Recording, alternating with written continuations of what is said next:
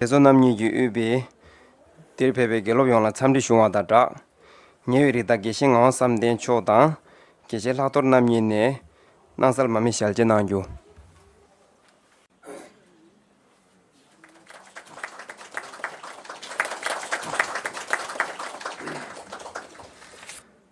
अब मैं हमारा सीडीए का डायरेक्टर डॉक्टर हिमांशु पांडे जी से निवेदन करता हूं कि वे इस कार्यक्रम के अतिथियों का स्वागत भाषण करें.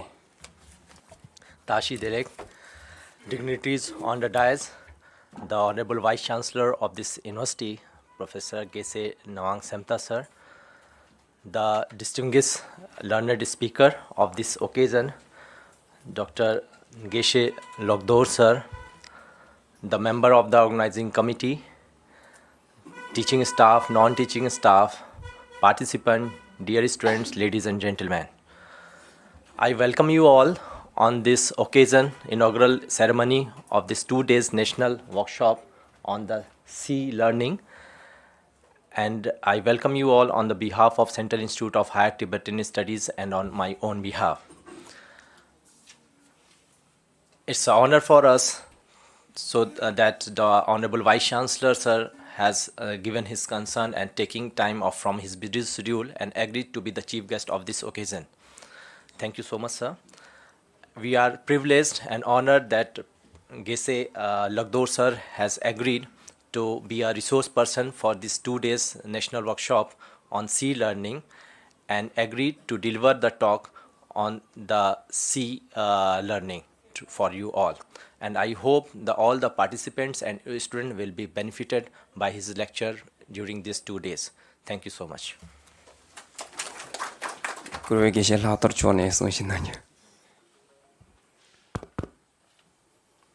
Respected Vice Chancellor of this university, Dr. Himanshu, and the teacher training participants, I am delighted to be with you and speak few words, but I will be speaking primarily from notes already given by other people and notes which I agree or I believe that they are true and very important, rather than my trying to come up with many things. If you look at how the whole system of school came into being, actually the origin is very apathetic, not very cheerful. It started, according to some people, they say this is Perusian model. In the year 1806, Napoleon defeated Prussia, terribly defeated. And then this defeated country consulted one of their greatest scholar and intellectual, Wilhelm von Humboldt. What should we do? We are completely defeated. Then he said we should give training to the young people to introduce nationalism, heroism, and fight against. Then he devised this compulsory and rigorous education, mainly to train young men to be obedient soldiers. It was these Perusian schools that introduced many of the features we now take for granted. Teaching by age group, then by ability, which makes sense for military recruits, then for cultivating rounded citizens. I said it is pathetic because now we are following this process of schooling very carefully. Look at the situation. Around from age of 5, kids are sent to school for next 12 to 16 years, and they are held in cells called classroom. School is still highly authoritarian and indoctrinating place. You can't move. Imagine people sitting there, just like you have the experience, sitting there for around 8, 9 hours in a room where there's not much movement. And there was a formal pedagogy, teacher standing and student sitting, rather than walking around together as is did in ancient Greek fashion. America and British followed.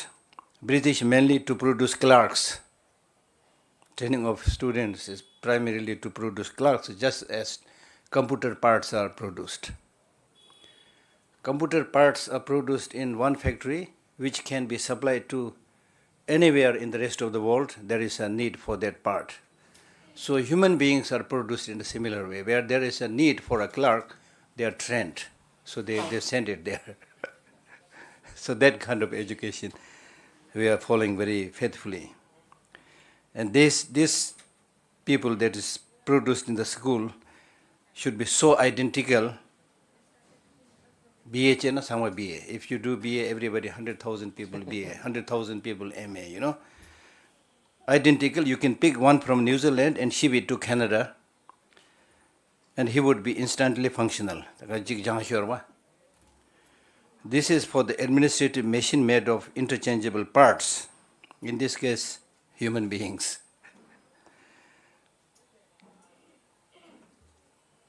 That's one thing I wanted to say. The second thing that we need to know, as Mahatma Gandhi also said, that the system of education that we have here in India also is modeled on British process of education. And he says the government merely jumped into the saddle of horse that was already galloping. So there was only risk of falling and not much possibility to control it. And Mahatma Gandhi complained later that the British had uprooted a beautiful tree, because in ancient times there is this process of Gurukul education, where there is a very close connection between teacher and student. There's kindness, there's compassion, there is all-round growth, but not so much. Now we are produced, like as I said, a part of machine. In India and elsewhere, the dismally low standards in many state-sponsored schools nearly always associated with centralized control.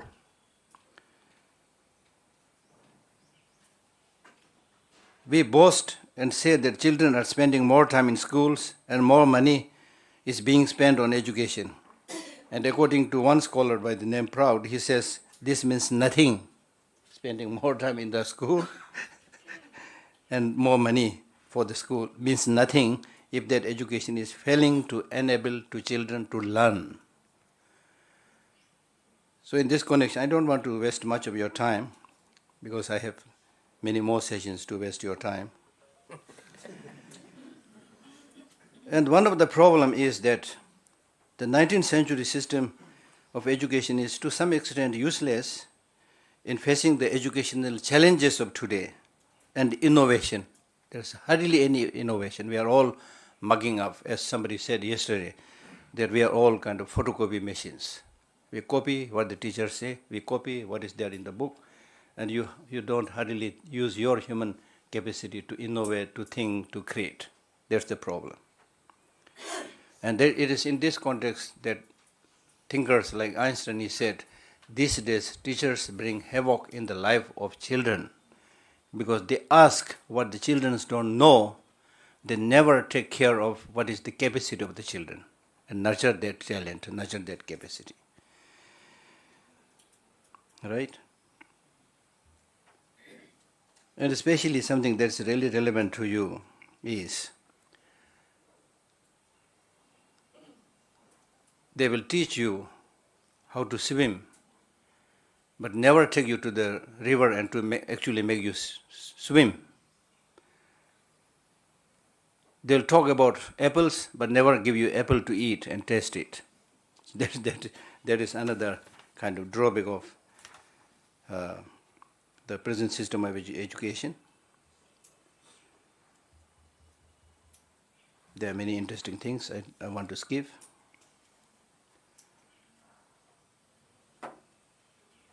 Then another thing, there are many interesting things which I will tell you later.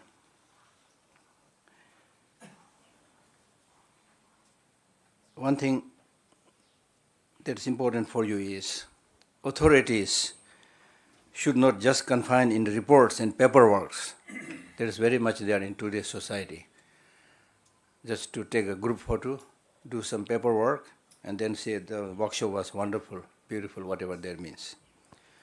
But actual state of school education, people don't take much care.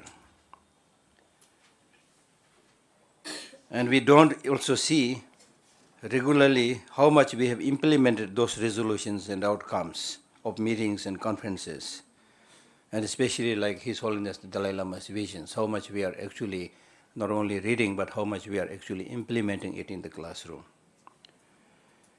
Recently, His Holiness said to the nuns, and also during one of the great prayer festivals, Chondro Molam Tuji, he spoke about developing larger perspective and unity, which is something related especially to the Tibetans.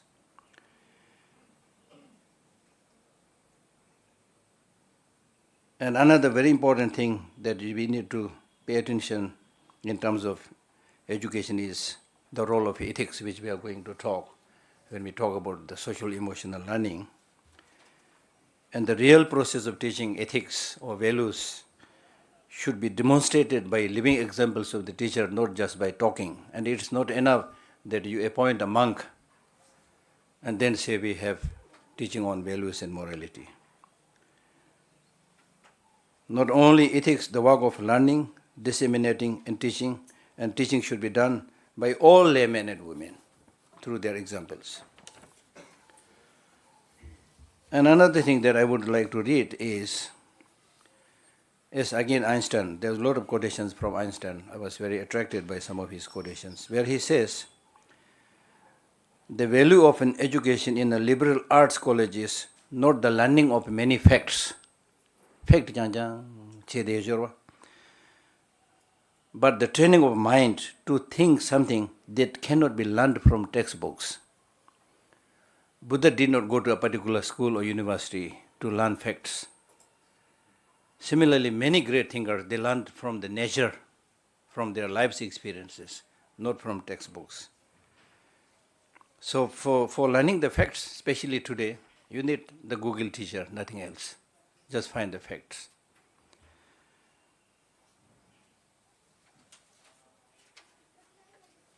And especially humiliation and mental oppression by ignorant and selfish teachers wreak havoc in the youthful mind that can never be undone and often exert a baleful influence in later life.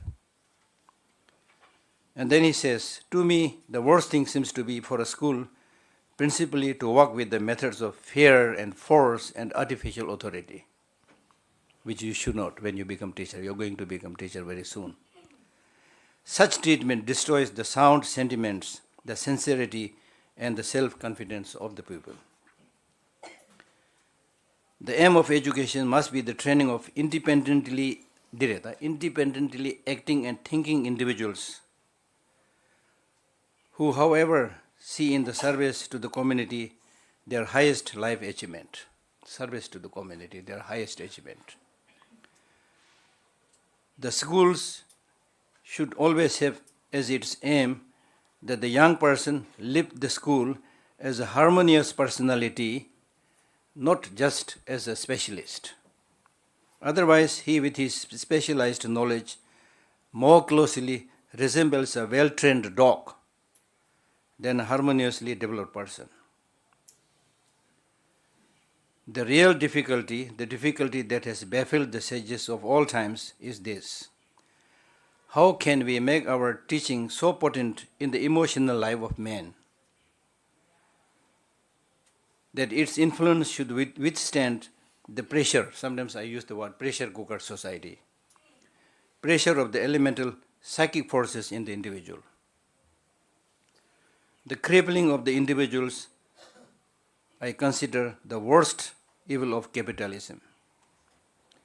Our whole education system suffers from this evil. All exaggerated competitive attitude is inculcated into the student who is trained to worship material success as a preparation for his future career. which of course do not bring success. How is it possible that this cultural-loving era could be so monstrously immoral? More and more I come to value charity and love of one's fellow being above everything else. The understanding is somewhat not actually. The Kashi Jinging Jotons. That then the Kashi Vinoba Babi Jagargi Keva. Vinoba Babi spoke about 4 principles of education. Students should be made self-sufficient as quickly as possible. Earn his living by his own labor. Not only after you finish school, but even while you are studying, you should be able to come up with many processes of earning your own living, looking after yourself. Economic self-sufficiency is and must be one of the aims of education. Make the student self-sufficient in the matter of acquiring knowledge. There is a saying in Sanskrit that when a son has attained the age of 16, he should be treated as a friend, not as his child or his son. Increase his knowledge of the world of nature, get the understanding of linguistic principles, by which one can learn other languages. Other languages for themselves. Teach them how to teach themselves, not just getting teaching from the teacher, but teach them how to teach themselves. Put in their hands the key to knowledge. If he could manage to make, I like this phrase very much. For example, he says, if you are looking for a cook, and in order to hire that person as a cook, if you make him how good he is making in chapatis.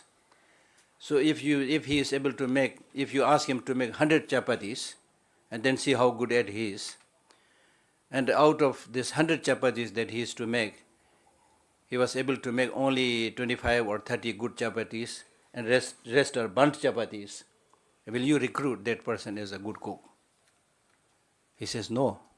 But he says in the case of education, if you get 33%, you're passed.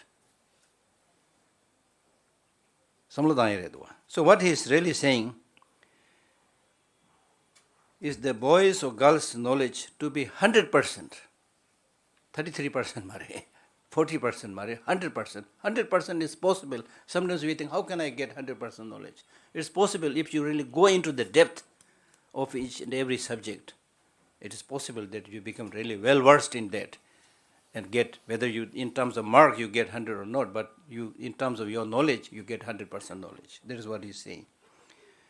He must feel quite sure that a thing is so. Then another important thing. In a non-violent society, we live in a non-violent society. In a non-violent society, education itself is the means for defense, not army. And this is something that I have been repeatedly saying, especially in India, because India should be proud of its soft power than the hard power. Hard power is power of arms, power of gun, power of military. Soft power is power of culture, power of education. That's what we should focus in general, and especially in terms of our education. In a non-violent society, education is itself the means of defense. And the better our education, the less we should need to spend on police and on the army. If you give too much, and this is something that we are seeing in a phenomenal way, that wherever there's some disagreement, you send army, you send police force.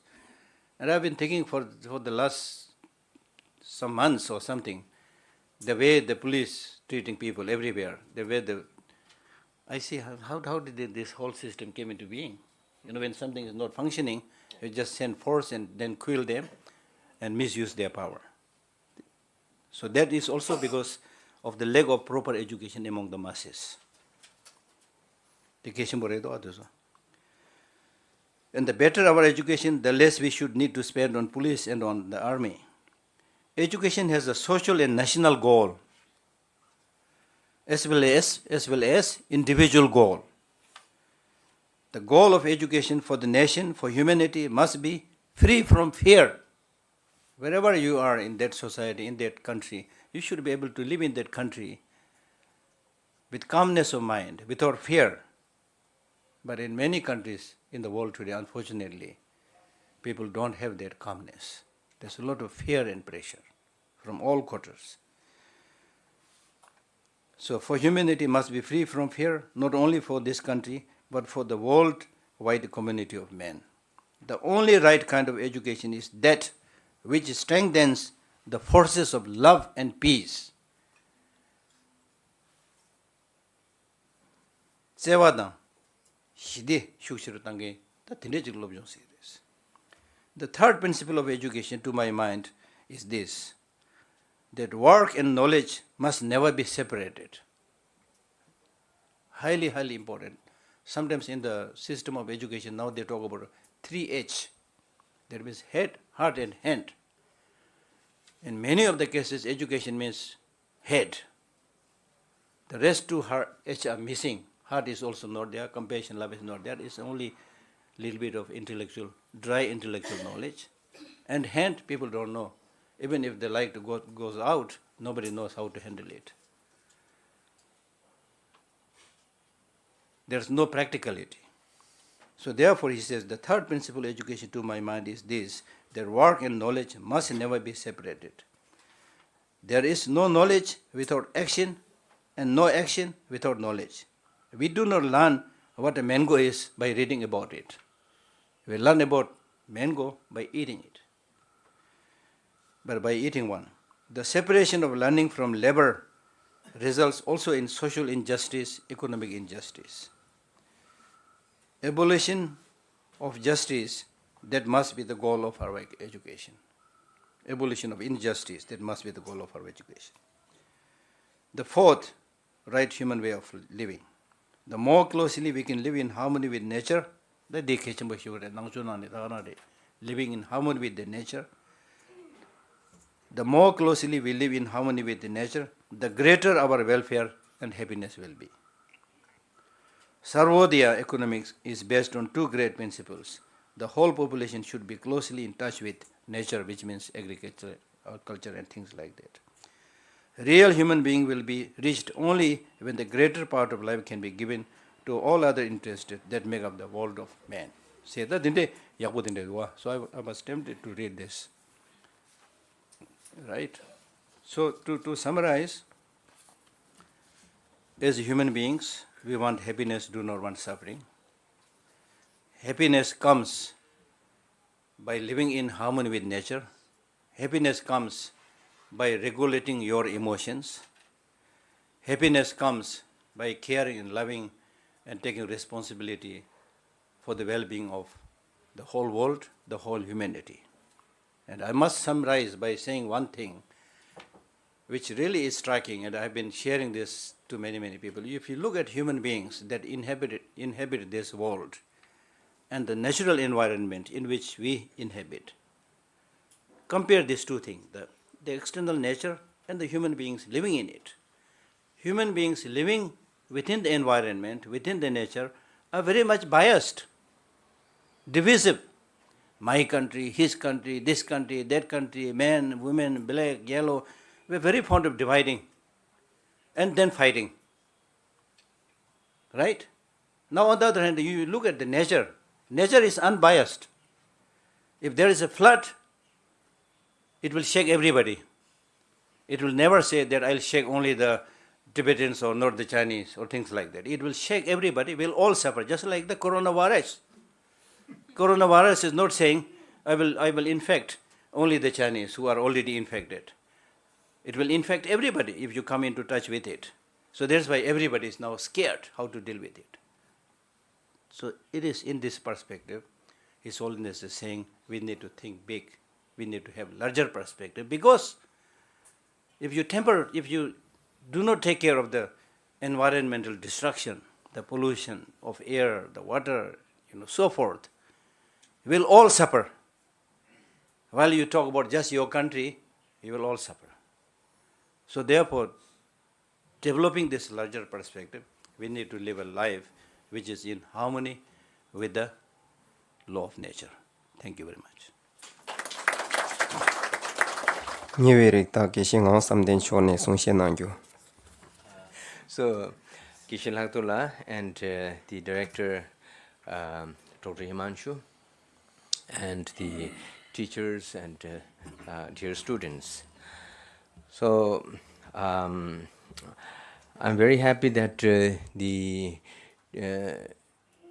Center for Teachers Education has been organizing very often different programs, not only for the students and teachers of this center, but also we have been inviting students and teachers from outside, from the neighboring schools and teachers of universities and schools as well in the neighborhood, and also occasionally we invite from outside.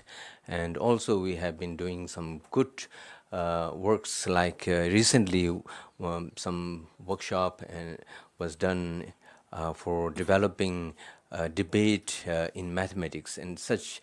These are some of the very innovative kind of the activities which require to be done, and also which is a call of the time, because now we are entering into many other areas in terms of developing curriculum and reading materials and pedagogical materials in other subjects for training, for giving the training of debate in those subjects. So these 2 days are primarily on sea learning, and sea learning is based on the vision of His Holiness the Dalai Lama, who has been for the last many decades have been advocating the need of change of education in the whole world. As Geshe Lhakdor has been saying, that the education has been very differently developed. We can see how the leadership of the country, envisions the necessity of education. That really draws the future of education. When there was industrialization in the Western world, so they needed industrial workers who understands and who can understand the nitty-gritty of the machines and things like that. So their need was just simply confined to a person who can work in the industries. And that is one of the reasons that why the retirement age has been limited to 58 and 60, because by that time one loses the muscle, the power. So that was primarily, I had lots of debate with the Indian government and officials and in many platforms, that why we have the retirement age at 58 and 60, why we are following that. In fact, the British has also, which has introduced this in the education system, is now they have changed. So why we are still, struggling with the 58, 50, 60 retirement age, when the scholars at that age becomes very rich in wisdom and his practices in various disciplines, right? So that is why there are so many elements to be addressed in modern education, but it is something that there are certain points which can be retained, right? So particularly and therefore not only the industrialization, but also all education system is driven on the knowledge of a material world, right? Because once the science dominated the culture of the country, then the science very much emphasizes on the knowledge of the material world, the world we have in which we live, but not about how we think and at the mental level. So that is one of the main reasons that in the whole Western world, prior to the introduction of industrialization or emergence of industrialization, the domination of science has changed the direction of education. That was very much basically grounded on that, right? And then, particularly in the case of India, Lord Macaulay's, when he made a visit to India, then he found that he traveled throughout India, and then he found that if somebody has left a bag or stuff on the bus stand or a public place, and he comes back, he can find it. So if that is the situation, and everybody is, coordinative, cooperative, and contented with their life, and there is a more compassionate kind of, attitude within the society. Once, when he found that, he reported in the, gave an address in the parliament saying that given this situation, so long as India has this kind of strength, it's not a government strength, it is a public strength, cultural strength, educational strength, and we cannot do anything to India. So therefore, we have to break that, education system and make India to feel that their education system is obsolete, is inferior to what we will be teaching, and ours would be technological, scientific, and then education, which is primarily based, as Geshe Lhakdor said, is production of clerks, workers for the English, government. In fact, those who have passed barristers, those who have done, so-called obtained some degrees by visiting by going to the colleges and universities outside India and within India. So those are primarily aimed to bring out clerical, the workers in the system of Indian government. And once they have been very successful in changing the mentality and changing the system of education in India, and making it that your cultural and traditional education system is not worthy and it is obsolete. It doesn't yield any production, but it is useless, right? So this happened, and we can see that the how within the society there was a kind of trend. Those who are trained in those systems started looking down on the cultural kind of educational system. So that is how it broke the backbone of Indian traditional education system, and they have been very successful in that. But now, the problem about the current modern education system is that it does not, address the human basic problems, right? It does not address the problems that we have individually, socially, right? And rather, it creates more problem, in fact. So the modern education certainly provides, it is now dominated with the modern, scientific education, but we should be very careful that the scientific the knowledge of science and the scientific knowledge and that the science has produced is really commendable, and we must, give the credit to the science and the technology. But the people who use the technology, that depends a lot. They have developed the atom bomb, understanding the power and nature of atom, but this is used for many good things, good purposes. At the same time, we have seen how atom bomb has been disastrous, right? So this depends on the persons who are behind such technology, and what kind of technology is being made. That depends on the mind, which is not given in the modern education system to prepare that mind, right? And that is totally neglected in the modern education system. So that is one of the reasons why His Holiness has been advocating that modern education necessarily requires to be changed in terms of providing insight of the mentality and developing ethical life, developing measures and mechanisms to bring transformation of mind and emotion. That is one of the reasons that why the social, emotional, and ethical learning has been, very successful. It has been in schools for many years, introduced in many universities and also schools, particularly in Canada, United States, European countries, and it has been found tremendously helpful, right?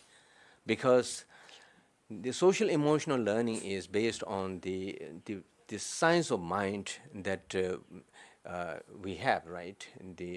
Belonging to the tradition of Nalanda of ancient India. So this provides a completely a new picture of science of mind, insight into the mind, that how our mind works, how our the emotions function. So Geshe will be giving you the discourses in the coming 2 days about details of how emotions function, what are the causes and conditions, because generally understanding of emotion is we have emotion.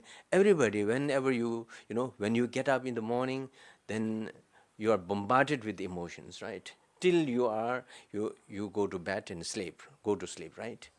So till that time we have bombardments of emotion, but modern education does not provide how to deal and handle these emotions, right? And we do have a very rich culture and a system which provides the details of these emotions and the causes and conditions, what are their impacts, how they can be handled, how we can handle these things, and as a result of that, how it impacts your behavior, and then consequently how it impacts your relation with others, and then how you can benefit and make contribution to the society. So this is how it is manageable. Many scholars have been saying that emotions cannot be regulated, and emotions, for example, anger, when it comes, let it come, and then it will go by itself, but you cannot have any role to regulate it. Many scholars have said that, and in the science also, earlier, before this, the scientists have been doing work in neuroscience in terms of regulation of emotions, and science researches on emotions. They have been saying that these emotions are static, and they are with us while we are born, and then we have to bear it, and then we have to die with that, right? So in Buddhism and in the Indian cultural system and in Indian educational system, and particularly the science of mind, that many of the schools like Vedanta, Vaisheshika, Nyaya, Sankhya, the Jaina, and we all have a approach to how to deal, the emotions, and how to work on mind. So India has a very rich culture and civilization and tradition of looking into the mind. Particularly, the tradition of Nalanda has done a tremendous work on this. So emotions can be controlled, emotions can be regulated. Once we know the the nature of the emotions and the system of emotion, then we can control, we can regulate our emotion. So if you do not want to be unhappy, then the key to make yourself happy is within yourself, right? In your hands. So you can regulate your emotion, and then and remove the causes and conditions, right? And you can feel that, you can experience it. It is not something that if you start doing this after 2-3 decades, then you'll start feeling getting some results. This is not the case. You can instantly get the result, feel the result, and you can appreciate the practice and understanding on the basis of which you practice it, right? So therefore, it's immensely important to understand the nature of mind, the science of mind, the system of mind, and within that very whole system, how emotion has a role to play that can contribute to our happiness and our unhappiness, right? So this is extremely important. So that is why C Learning has developed this whole course with based on His Holiness's the philosophy of mind and emotions, and His Holiness is his very kind of favorite term, the map of the mind. You, in order to go to a certain place, you need to have a map, right? And now these days you have a GPS. So it would be good if, down the line, if we have, if we can get some kind of GPS of the mind, then when it clicks, then you can understand where you are going to go, right? Where you are going to end up. So before ending over there, you can just regulate it, right?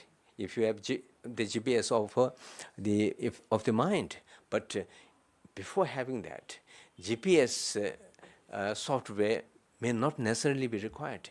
You have the feeling. Once the anger triggers, you have this understanding that what it is going to lead you to what extent, and then right away you can control it, right? If you are driving and the GPS is telling you that you are going to end up with a very bad road, then you will shift line, right? You shift road, right? So similarly you can do it. GPS, if you have the understanding of system of mind, if you have a proper understanding of the whole system of the emotion, and then you also have the good understanding of regulating it, experience and practice of regulating it, then you can assume where you are going to be ending up, right? And so you can regulate very well, and then you can feel that, oh, earlier, 1 month back, I learned about it, and prior to that, I did not, know how to handle anger, but now I can handle anger. But it won't, you might not be successful right away in handling anger or any other emotions very easily. It is difficult, but it is doable. Constantly, practice it, then you can earlier in the beginning stage, if you can handle, if your graphic of anger is up to 10, and then if you are able to handle it and calm it down to some extent, then later, if you keep the practice on, then you can be able to reduce it, almost bringing it down to the 0 level, right? And then again, you have to be careful that it doesn't arise again, right? So regulating it, being aware of your emotion, that is very important. And what are their impacts is also very important. What are the causes and conditions? If I do this, then anger will trigger. So therefore, it is better not to jump into this area, which might trigger anger, right? So these are the very detailed and lots of detail descriptions are given in Buddhist psychology and cognitive Buddhist psychology and epistemology and system of mind. So, so Geshe Lhakdor has been involved in C learning for the many years with the Emory University, involving directly with the project. So it is very, appropriate that he is here today with you, and for the next 2 years, grab as much as possible, right? And ask 2 days, 2 days, and so ask as many questions as possible, and whatever kind of fundamental questions that you have may not necessarily be related directly to the topic, but if you have certain fundamental questions in your mind, just put it before him and, grab the opportunity to get answers for those things. Geshe has been not only, knowing about this, but also has been practicing on this. So therefore, it is a great opportunity, and we are a little bit behind the time, but I think since you have a tea break for half an hour, so I think if we can reduce it by another 10 minutes, that is permissible, right? So I thank you all, and particularly Geshe Lhakdor for coming here and very attentive and serious and active participation is required, as you do always. Thank you very much. Geshe Lhakdor la choda nyewiri ta geshe ngao samde namine kalop sa ge na la tuji chi shuyen dinge de sabjong di dan de ne ani geje khaji ji shuna samson di sabjong de jidan naning lo nidon chugilogi ani jinda gebe na lo pele ge sabjong jire zawe chane ro namju nganzu de la lopchen dha mi de jure pena pheik dan de shegyo pheiki keik dan de shegyo ani sabjong da boda ta na sing ge nganzu de la sangchu ge lopchen ro sangchu ge lopchen do ji samno ta so na khonsa choge sungsum tanda tonglo sarbe sangjo da ani chelo ge chamle kalwa ni yorwa 이나야 다디 달로 단다 kenzo 요 대경기 진다 로림 당보다 니바니 나로 요 말에 로림 숨바다 시바니 나로 요래 디주디 가수 디기 롭센단 데르치니 단당 아주 디기 삽종디 코릭 쉬르로 아니 이나야 나니 간조 슈해기 뒤즈디 치타제 간조기 데 공생 차제 진다 듬비 나로 마도 게실라 녜세 슈마투 본디 가수 게실라 삼다나 아니 쿠델 시오이레 켄상메 킹게로 아디치니 마콤 치니 단다 바도 하소레 ro an jida namjune ngajo sabjon de de khasa sangjo dan de shegyo gi legul mangboji pelgyo re pena naning do samdana ngarangi de ngajo de karsa sangjo gi lobsen tishol ani gom jongdar che dawta an da na singi ngajo gi ngedem bangye ma gen sering tontrubla la kandi nawa shuchi ni diwala ngosu legul dabudinde karsi ore rangjung khoro yutsa sunggyop che gi tela dabota dinde gi ani nawa dinde shure ina da singdong dezu che dabota dinde gi khen ngosu jinda nanglola dakbara shi she mai bachine ro lalen tene komba ji gyap thumna samne bezun dabu chere de ina denzo yang thega lelabo yo marda pena ngazu de singdong dabgote na ngazu gi panga nanglola koram panga gi jeso gi dikshi jiore dedan tumbaji gorma do ngazu kanju manju tsugni digiyo marwa ani dinde gi ani chilo gi jaga gi singala singdong dabgo donani dimaro tichidi was dinde gi tene dig madijine yang ngazu labda gi khori changma soya dawda dinde gi tene this is lega dinde cheyorwa 아니 마음바 있나요? 단데 녀외리 달라 슈슈가래 아니 간족이 ngosu 상주 단 대셔 졸업생들 라랭기 테네 아니 지 레굴다부드네 벨투나스 디기 딩아랑기 레굴다부지니로 아니 정말로 투치슈에